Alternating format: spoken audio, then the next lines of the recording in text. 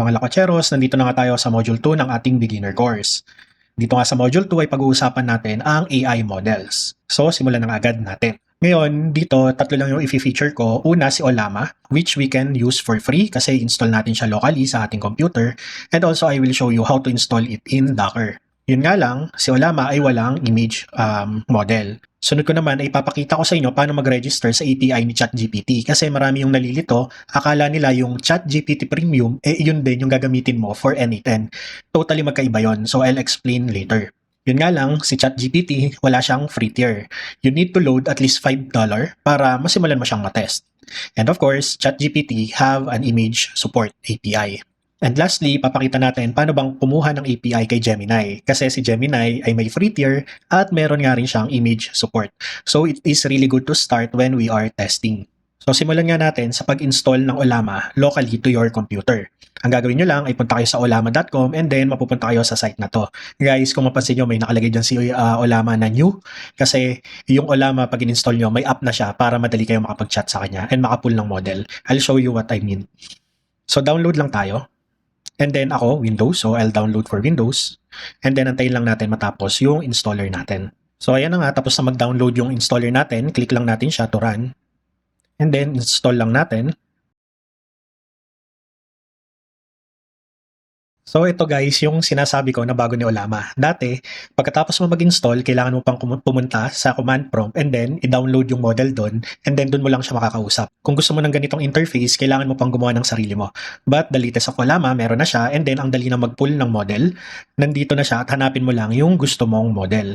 By default, makikita nyo nga dyan, wala pang naka-download. Ngayon guys, kung alin ang i-download dyan, pwede kayong pumunta sa Ollama and then dito sa models. Dito sa models, pwede nyong basahin dyan kung ano yung mga preferred nyong model. Pero ang most popular ngayon is si DeepSeek R1. Then guys, caution lang when downloading model, makikita nyo J-size at meron dyan yung isang model, 404GB siya. So ibig sabihin napakaganda ng model na yon pero dapat napakaganda rin ng PC mo para maran yan. So I would say, if you are beginner, ang safe natin subukan ay si DeepSeek R1 at saka si Llama 3.2. Okay? So balik lang ako sa app ni Ollama, i-pull natin dito si DeepSeek R1 and then magtanong lang kayo ng kahit ano. Kunwari, is DeepSeek R1 installed?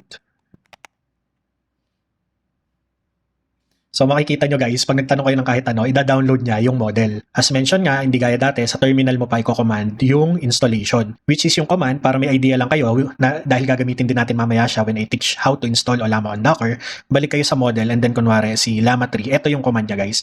Ollama run Llama 3 and then kung gusto mo latest, papalitan mo lang yan or dadagdagan mo ng latest or you can copy this one. Later na lang, ipapakita ko siya when we use Docker. But so far, yun nga yung update ni Ollama is magtanong ka lang ng kahit ano sa model, kung yung model na yun ay hindi available sa iyong desktop, ida-download niya. So, 5GB yan guys, balik ako pag na-install na niya. So, ayan na nga, na-install na, and then, sinusubukan na niyang replyan yung una nating tanong. Okay, ngayon, mag-install pa tayo ng ibang model guys, which is si Llama 3.2. So, hanapin lang natin dito, Llama 3.2, and then, click natin siya. And then, kahit high na lang, enter. And then, ganun ulit, mag-i-install ulit siya. So, 1.9GB lang to. Install nyo yung dalawa guys kasi si DeepSeek, hindi niya supported yung tools. So, in the future, gagamit tayo ng tools sa workflow natin. Mag-e-error siya. So, at least si Llama 3.2, capable siya of using the tools. So, while installing yan guys, since napakita ko na naman sa inyo paano mag-pull ng model, bago nyo i-close yung window na to, make sure na ayusin muna natin settings niya. Dito sa upper left side, punta kayo sa settings.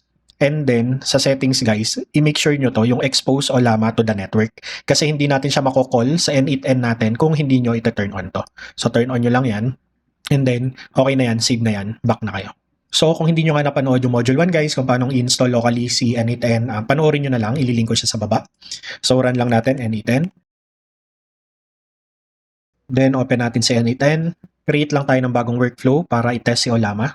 So, to test guys, lagay lang tayo dito ng chat trigger. So, back lang tayo and then dito lagay tayo ng AI natin, AI agent, click nyo yan.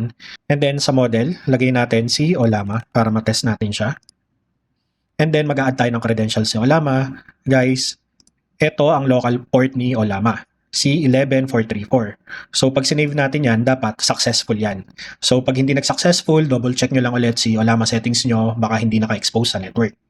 So once save, close lang natin yan, tingnan natin yung mga model. So kung makita nyo, okay na yung R1 or DeepSeek R1 model natin. Mukhang hindi pa tapos i-download yung Llama 3 natin. So test muna natin using DeepSeek. So dito sa chat trigger, pag nilagay nyo yan, Matic, meron ditong chat. So try lang natin, hi. And then gagamitin niya yung Ollama model natin. So ayan na nga, nakita nyo, nagbigay na ng response sa atin yung ating Ollama model. Okay, tapos na rin mag-install yung Llama 3.2 natin. So double check natin kung makikita na natin siya dito. So ayan na nga, yung Llama 3.2, we can toggle on that and then we can try again and test it kung gagana. So ayan nga, nag-response na si Llama 3.2. Ngayon naman ay ituturo ko kung paano naman si Ollama sa Docker. Ngayon guys, kung sinundan nyo yung module 1 at pumunta kayo doon sa folder na pinagawa ko sa inyo, ito yung laman niya. Ngayon, kung wala pa naman kayong folder, gawa lang kayo ng bago and then skip nyo lang tong next step na to. So yun nga, kung meron na kayo na ginawa, ito yung laman niya, gawa lang tayo dito ng new folder and then type nyo N8N and then lahat yan, pera lang siya, ay ilagay nyo sa loob ng folder. Yan. Ginagawa natin yon para hindi mawala yung existing workflow na nagawa nyo na kung meron man. And then guys, ang una natin gagawin ay i-double check natin kung na-install yung Docker Compose sa ating PC. Usually, dapat kasama na siya nung in-install natin yung Docker doon sa Module 1. But to be sure, punta lang tayo sa terminal and then type nyo Docker Compose version.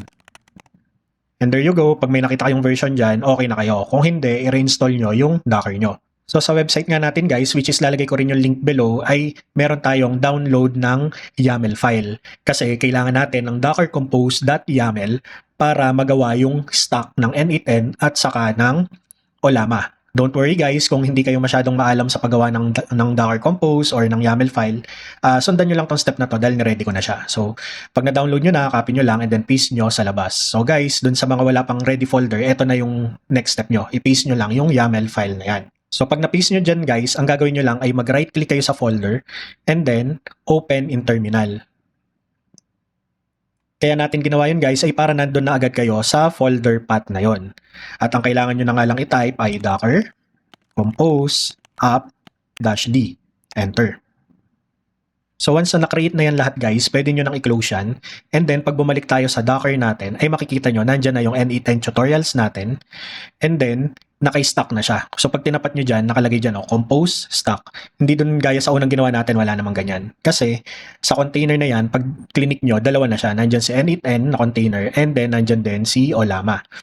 Pagkatapos nyan guys, ang gagawin natin ay i-click lang natin si Ollama and then punta tayo sa exec window niya.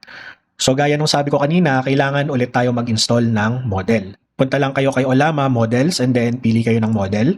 And then i-copy nyo lang yung gusto nyong model name. So kunwari, yung latest nung kukunin ko, copy ko lang yan.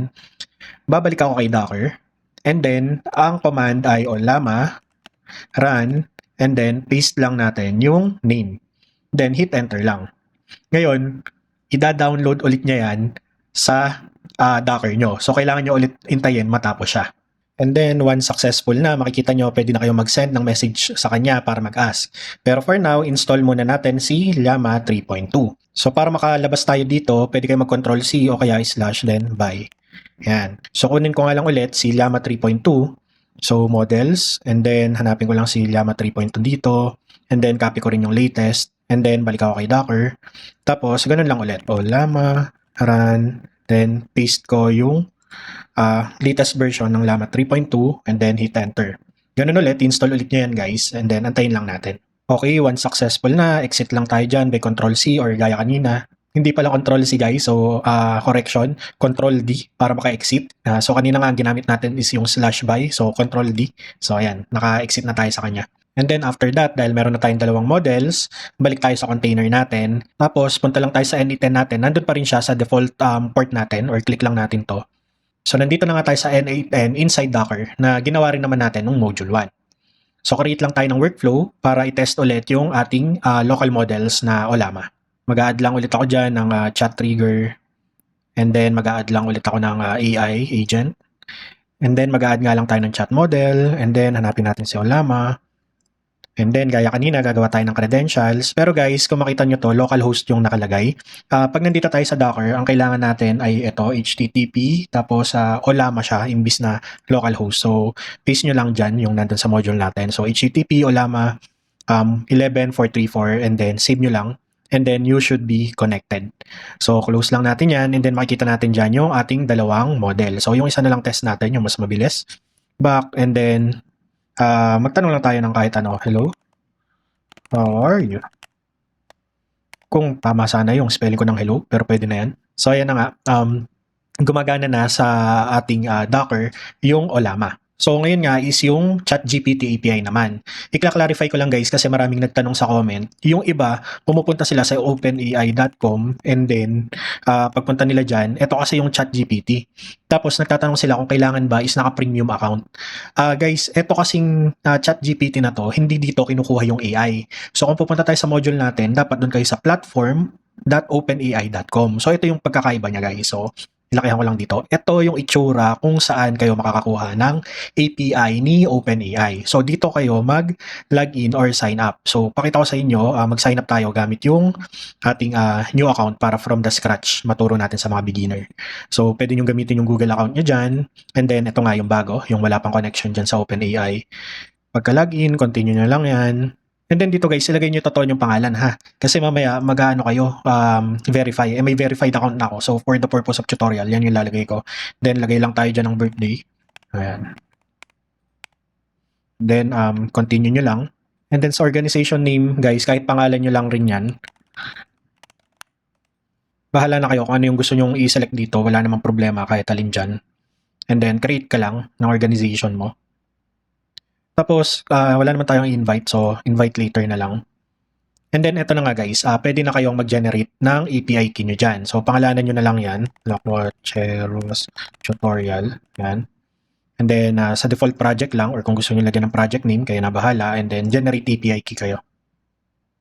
Tapos, i-copy nyo lang yan guys. Tapos, i-save keep nyo para hindi mawala. Kasi mahirap nang kunin yung buong API key later. Hindi na ipapakita sa inyo ni OpenAI yan. And then, continue lang kayo. And then, ito na nga. Sasabihan niya kayo, gusto niyo na bang mag-buy ng credits para matest siya? So, ako may personal account ako na may credits doon. So, I'll just buy credits later dito. So, ito na nga guys, yung ating OpenAI na may API dashboard. So, from here, ang gagawin nyo lang guys, kung kailangan nyo gumawa ng bagong API, ay punta lang kayo sa settings. And then, makikita nyo dito sa gilid yung API key. Yan nga lang, kung makikita nyo, kahit i-edit nyo yan, hindi na ibibigay sa inyo yung API key nyo. Kaya sabi ko sa inyo, itabi nyo na yung API key nyo. Kung nawala nyo, pwede naman kayong gumawa ng panibago. So, ako naman, tinabi ko na siya. And then, after that guys, ang gagawin nyo ay para magamit nyo si image later. Kasi later, tuturuan ko kayo na mag-generate ng image gamit si OpenAI as we go to the tutorials. It's good na i-verify nyo na yung account nyo. Para ma-verify, ang gawin nyo lang, punta kayo sa settings, and then from that settings guys, nakikita nyo to, verify organization. Ang hihingin lang naman sa inyo dyan guys ay valid ID. Ako, driver's license lang yung ginamit ko dyan. So, verify nyo lang, tapos ipapa-upload sa inyo yung ID nyo. Yun nga lang, hindi kayo ma-verify hanggat wala kayong credits. Yun lang yung caveat dyan guys. So, kunwari, na-verify kayo guys, eto yung itsura nyan. So, makikita nyo to, yung personal account ko, organization verified na siya. So, ganyan dapat yung maging itsura once verified na kayo. Okay. So, dahil dyan, ang gagamitin kong API key to test is yung aking personal API key. So, balik na nga tayo dito sa ating N8N. Pag may API key na kayo, so delete ko lang to, add naman natin, ditong model is si OpenAI. So, click natin yan, OpenAI chat model, and then sa credentials, add credentials lang kayo. And then, dito, ang ilalagay nyo lang is yung API key na ginawa nyo kanina. So, ipipaste ko lang dyan yan, isa-save ko, and then itetest niya. And then, you should be all good. So, pag close natin yan, so pwede nyo i-save, pwedeng hindi. Ako, hindi ko naman sinasave yan. Tapos, pili lang kayo ng model kung ano yung gusto nyong gamitin. For testing, ito na lang yung 4.1 mini kasi chat lang naman yung gagawin natin. So, type lang natin dyan, hi chat. So, tingnan natin kung magre-reply siya. So, yan na nga. Hello, how can I assist you today? So, gumagana na yung ating OpenAI. So, okay na si Olama natin, okay na si OpenAI. Ganun nga lang kadali. Ngayon, Ang ituturo ko naman ay si Gemini. Kasi si Gemini, may free tier siya even sa image creation. Okay? So, ang gagawin ngayon natin ay pupunta tayo sa aistudio.google.com. So, click nyo lang to sa module natin. And then, dadalhin na niya kayo dyan. So, since nakalagin ako dun sa tutorial account natin, tatanungin na niya agad kayo ng consent. Pag hindi kayo nakalagin, login lang kayo and then mapupunta na kayo agad dito sa consent screen. So, accept ko lang yan, accept. And then, get lang kayo ng API key. So, sa API key, create lang kayo ng API key. And then, ibibigay niya yan sa inyo. Copy nyo lang yan, guys. And then, itabi lang rin natin kasi hindi na rin ulit natin makukuha yan. Pero pwede rin kayong gumawa gaya kay OpenAI ng bago. So, close lang natin yan.